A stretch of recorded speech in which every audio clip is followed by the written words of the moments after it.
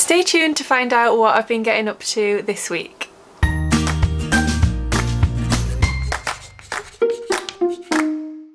Hi everyone, welcome back to my channel. My name's Tamlyn and this is Sewn on the Tyne, and welcome back to week 2 of my new weekly catch-up series. Thank you so much to everyone that left a lovely comment on last week's video. It was really lovely to have loads of feedback.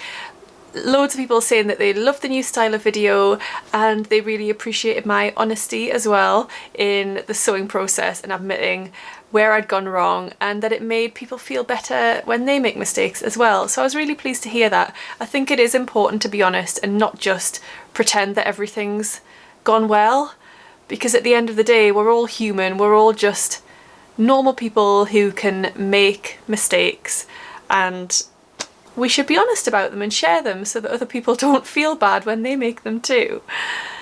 So what have I been up to this week? Well, as you can see, I'm wearing my finished Tilly and the Buttons Lyra dress. So that's this dress that I talked about last week and I had quite a few issues with, not because of the pattern. Honestly, it was purely down to me.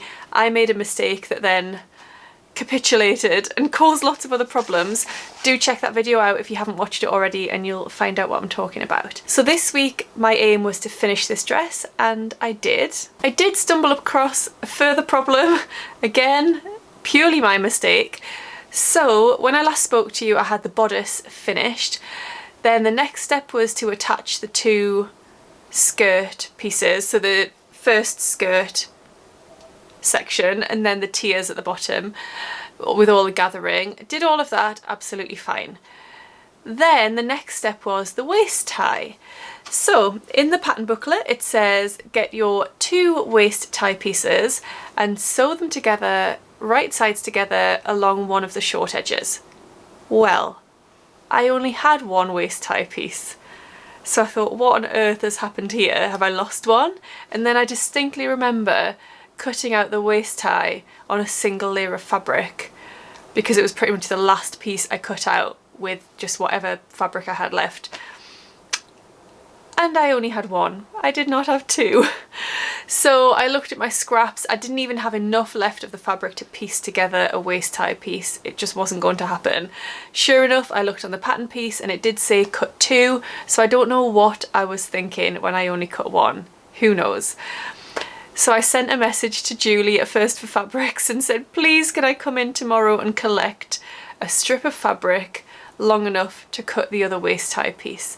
So that's what I did. So on Tuesday morning, off I went. Julie cut me just a strip of fabric, the width of the bolt, and I was then able to go away and make my waist tie. So I made the waist tie, which is down here. I did the thread chain belt loops, which are just such a lovely detail. Let me see if I can stand up and show you. That's really not going to show up, is it, on the camera? We've just got a little thread chain here, which was just such a lovely thing to do, such a lovely process. I've made thread chains once before in another Tilly and the Buttons pattern. I think it was the Eden coat actually. You do it as part of the lining to attach your lining. Oh, I can't remember. Anyway, I'm sure it was as part of that pattern anyway. And yeah, I really liked making them. So that was all good. And then the last step was the hem. So to hem the sleeves and to hem the bottom of the skirt.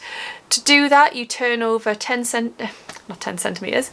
millimeters and then 10 millimeters again. So what I like to do, especially when working with a slippery fabric like viscose, I sew I will keep saying 10 centimeter. I sew a line of stitches at 10 millimeters to give me something to fold under. So I fold under with that line of stitches as a guide, and then I turn over again and press and pin and then top stitch. So I did that for the hem and the sleeve hems, and then I was done, and I'm really happy with this dress. I love it. I love the design of the fabric. I love the style of the dress. I think it will get a lot of wear.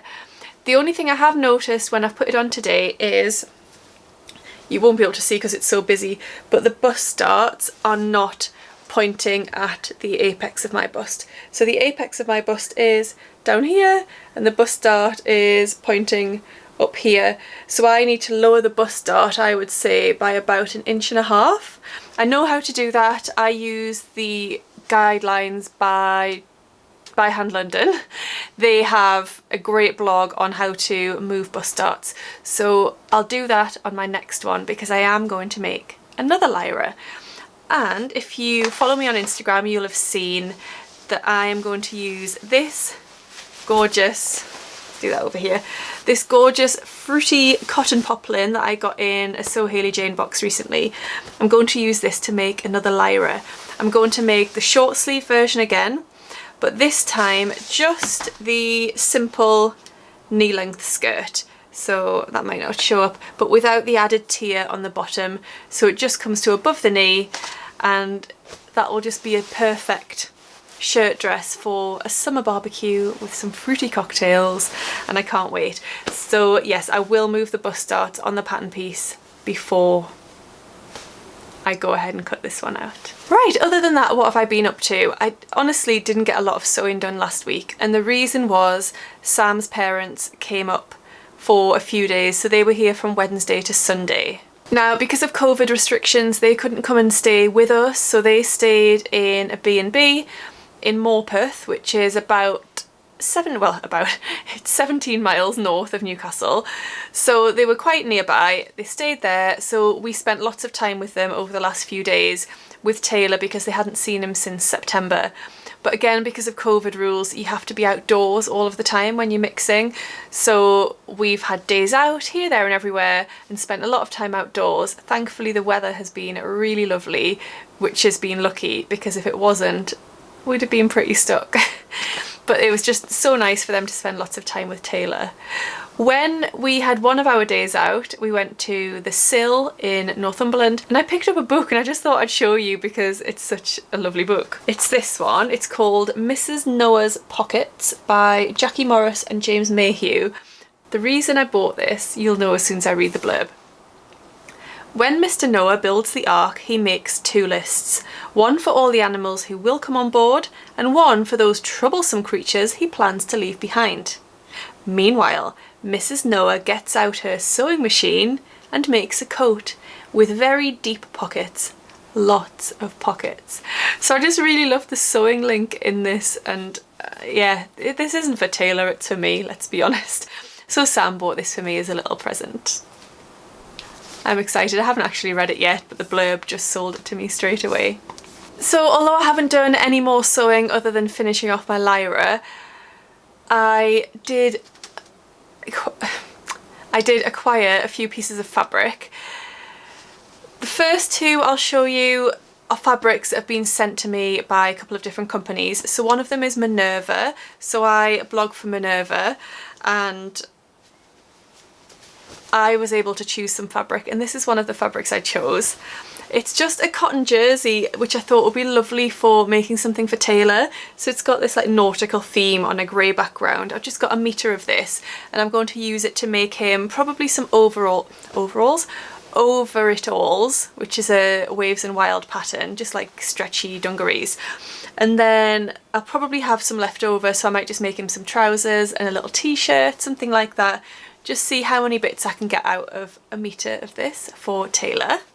Then the Maker's Merchant sent me 1.5 metres of this gorgeous tencel modal jersey, and it's just this animal print on a navy background. It's super soft.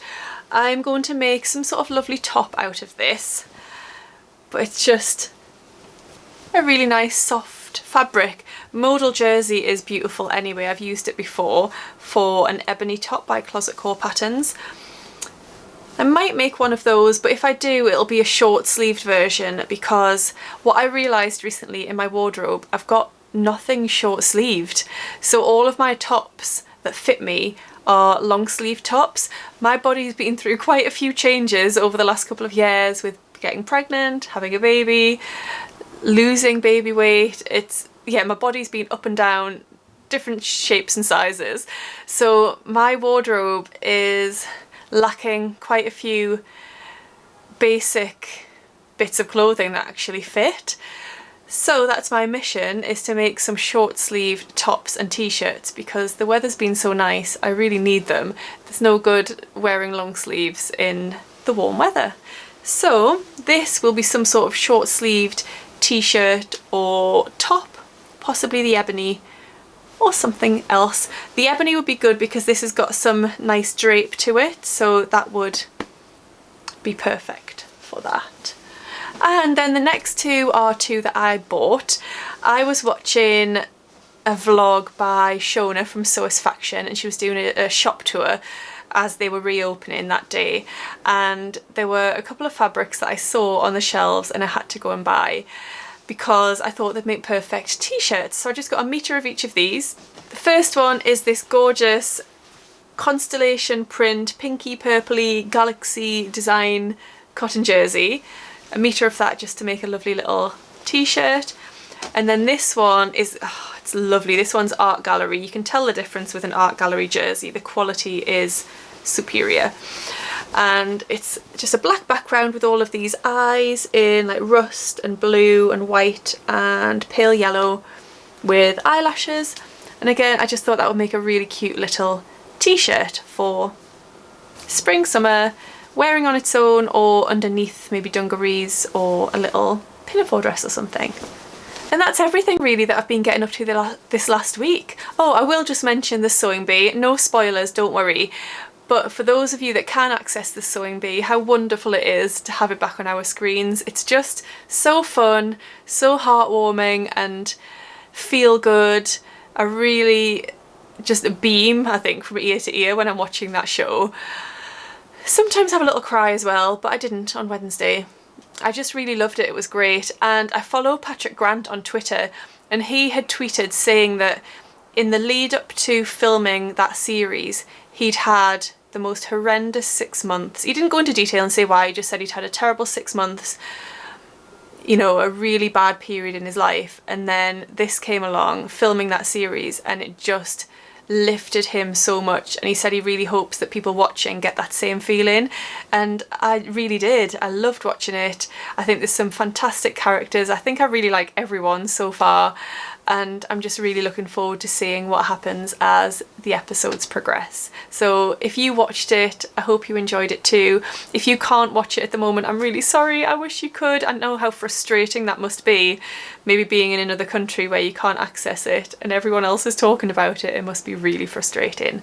So I am sorry, but hopefully you'll be able to see it really soon. Right. That's it for my second weekly catch up. I hope you've enjoyed hearing what I've been up to this week and seeing that I did finally have a success in that I finished my Lyra dress. By the time you see this video, I think it'll be Tuesday, photos of this will be on my Instagram. If you're not on Instagram, then I will share more of this dress and full-length photos and things in my makes and favourites video at the end of the month, so you'll be able to see it in all its glory then. Thank you so much for watching. If you've liked this video, please give it a thumbs up and also subscribe if you'd like to see more content from me, and I'll see you again in my next video. I hope you're all well. Happy sewing. Bye.